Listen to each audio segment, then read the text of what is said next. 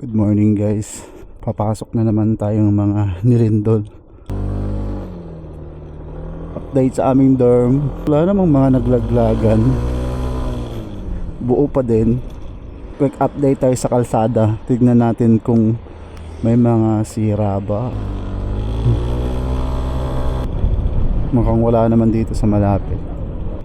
Ang lakas kasi talaga nung lindol kagabi. Tagal ko na nga dito sa Taiwan. Normal naman na yung lindol. Kung kaiba talaga yung kagabi, sobrang alog talaga ng building namin. Kaya karamihan nagsitakbuhan pababa. Titibay yung building ng Taiwan Ayan, mga kabahayan nila parang wala namang nangyari. Uy, eto, ano yan, nasira.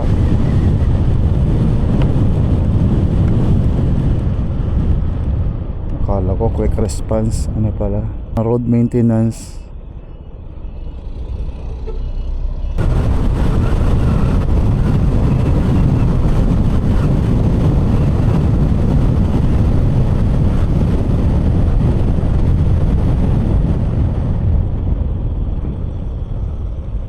Meron doon, ang daming tao. Sinara na nila. Merong parada, religious activity. Ako naman, affected sila ng lindol.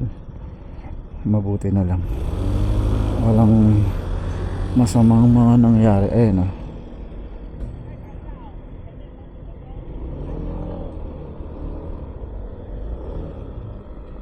So pwede na dumiretso kasi pwede na kang dumiretso. Pwede na kang